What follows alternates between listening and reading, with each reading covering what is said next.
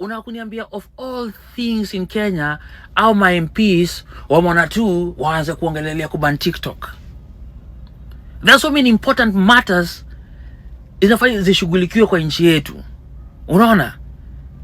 Mtu anafikia tu wacha leo niende kwa parliament niongelele kuban TikTok. How do these MPs even think sometimes, yo? Alafu ni kizungu zingine hapo, kizungu unaona, hata kama you are learned my friend. The important matters inafai uraise kwa hiyo parliament, things that will affect Kenyans ama your constituents positively. Atuna kuban TikTok bana. Hapo na wasijaribu hapo. Alafu kama wewe cheki, kama huyo MP anatoka kwenyu mumark. Huyo ndio ikifika 2027 toe pale kwa ballot box manzia kwenda huko nyumbani jo. Watu wanataka kutukazia freedom of speech. Hii TikTok tunakuja hapa kucheka hapa, mtu watatuban TikTok Kenya jo. Ati mtu anaongelelea ati security, mtu anaongelelea personal privacy. Personal privacy na jo. TikTok family. Watu wa TikTok. Watu wa gift tap. Watu wa siasa haitu affecting, and you know me, I don't do political content. Mi si mwana siasa, sipendi siasa. Well, siasa imekuja right at your platform. Si ndio hii petition? Ni petition to regulate TikTok. Yes, leo ndio walikuwa na introduce kwa parliament. Sawa, kuna mheshimiwa alisoma na akabakiwa na mtu mwingine, so it will be a topic of discussion. This platform that helps you earn money because your government has ensured that the economy is stifled in a way that you cannot make money. This platform that ensures we educate, inform and engage each other as young people. This is the platform amongst others that they want to regulate. But of importance, unaona heading yake ni nini? Regulation ya TikTok platform. Wamekuja kuwafinya vizuri sana ndio muingie kwa siasa venye mnatuambianga I don't do politics. You know, Abby, you're so bold. You know me, I can't do politics. Politics is coming to do you. Yeah. Right now, there is a big possibility of a TikTok ban here in Kenya because currently there is a proposal which is being debated in Parliament on the ban. But the good thing I've seen parliamentarians do is that they have rejected the ban of TikTok in its totality. And what they have said is they want to regulate TikTok. By the way, Parliament, you have to introduce a law which bans corruption. Start with that one. So guys, the news reaching my desk is that apparently they want to ban TikTok. Uko bunge kuna debate sahi ya kuban TikTok. Kwa nini? Kwa sababu you people are earning billions and they need to do something about it. Mimi nataka mnionyeshe TikTok mwenye ana earn billions si Kenya.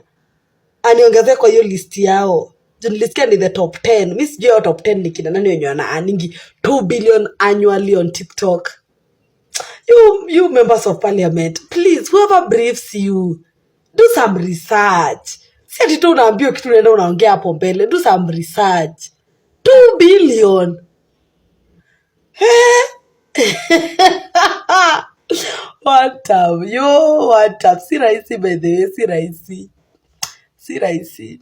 Kwa sababu mimi sijai earn 2 billion, I'm just saying. Honorable Speaker, when you look at TikTok, some of the top TikTokers, when you look at the top 10, they actually earn annually, in terms of Kenya shillings, 2 billion. With the guy who has the highest number of followers in TikTok, 650 and above, who is currently at a value of 20 billion in terms of his wealth, and that's from TikTok. So that shows you just how economically viable this particular space is. But also, Honorable Speaker, in as much as we do not want to be in a space where we are stifling innovation, we also want to ensure that the innovation is properly regulated.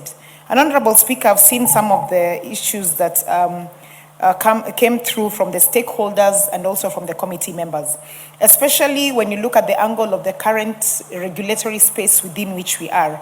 Because there are two aspects to this. There's the human moderation aspect, and then there's the artificial intelligence aspect. I think we should suspend everything as TikTokers until we peruse and understand this petition in Parliament that is purposing to ban TikTok in Kenya. Your members of parliament who now get very angry when Mheshimiwa Anthony Kibagendi says it's an auction house. Please remember there was a time the president actually said, watu kazi yao ni kuendea pesa kwake. He said it. So when the president says it, it's not bad. But when Kibagendi says it, he's being kicked out of committees and told not to attend parliament. This same parliament, imemaliza kazi ya education na ku-oversight the 30 billion that was stolen and cannot be traced, that was supposed to transit a grade 10 students. It may address the 11 billion theft in SHA. It may address a state house budget, yenye of course already imeshaisha, and state house wants to be added money because they have finished what they had been budgeted for the financial year. It may address issue ya drought and famine currently ongoing in our ASAL counties. It has addressed all the issues that Kenyans are going through, including a high cost of living.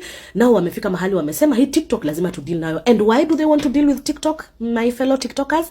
Because they feel you guys are earning billions and they need to do something about it. Actually, this came from a nominated member of parliament by ODM meant to represent the youth called Honorable Mayaka. Such a shame, if you ask me. And this was her thinking and, submission in parliament. Honorable Speaker, when you look at TikTok, some of the top TikTokers, when you look at the top 10, they actually earn annually, in terms of Kenya shillings, 2 billion. With the TikTokers. Ati nimesikia pale bungeni kuna mama amesema you earning billions annually. You earning billions annually. Kai, hebu Mungu ashuke. Na mbona hatujaifikiwa na hii report? Wanaani hizo pesa zote ni akina nani? Hebu tuwaambiwe ni akina nani? Hii Kenya ni akina nani?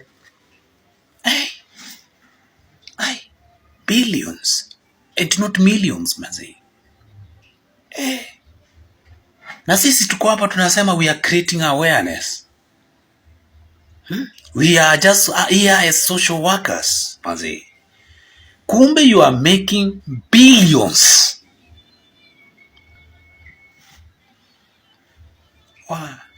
Tabidi turudi ushago sasa. Billions. Na msemi.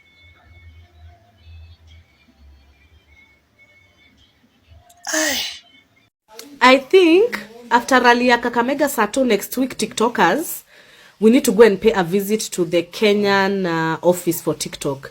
Nilikuwa nafanya background check, naona ni kama wako na ofisi zao Kilimani, but I can't trace the exact location.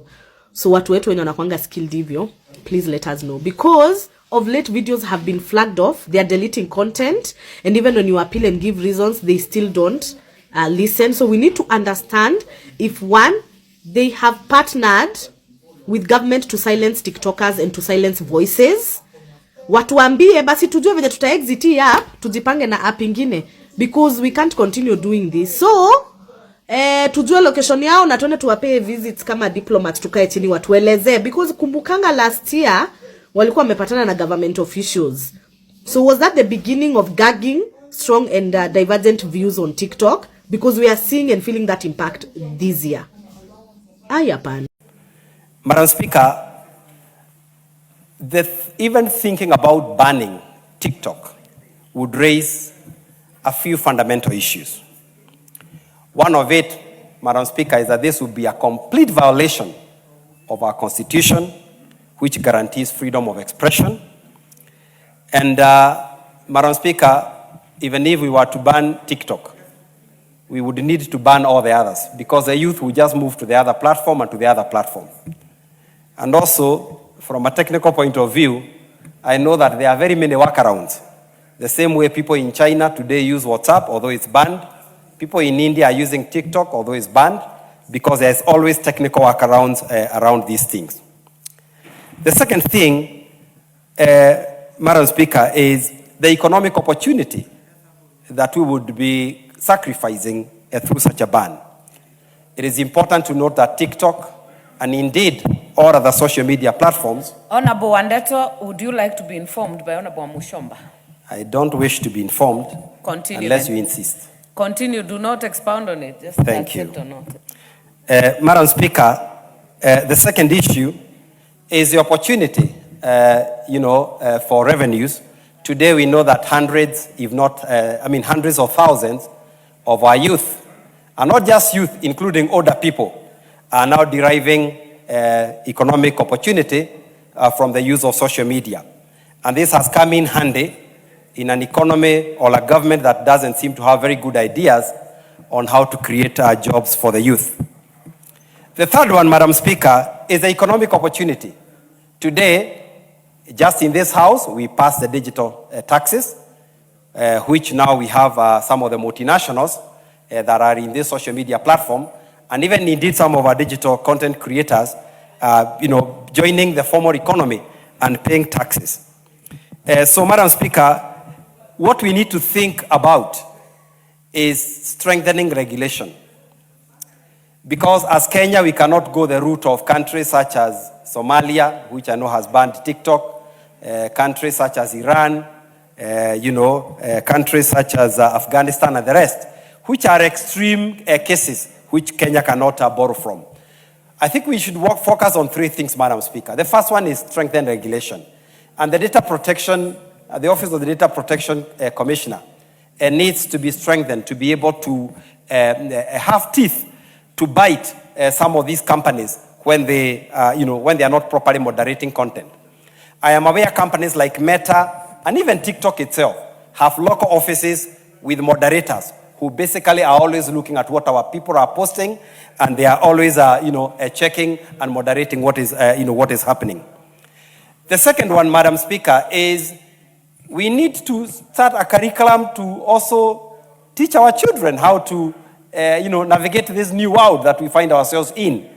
So how do we ensure that we introduce, part of the curriculum, mental health issues, even taken to our institution, so that our people also do not suffer a new addiction called social media. So, Madam Speaker, I will conclude by saying that we should not even think of banning. What we need to do is to strengthen regulation and governance around social media. Thank you very much, Madam Speaker, for the opportunity. Let me also admit to go on record. I've not joined TikTok because I've been told it's bad. So I will need to sit with my young adult children to show me how to use it without hurting me or damaging my minds. Honorable Speaker, I just want to go through, there's a recommendation here.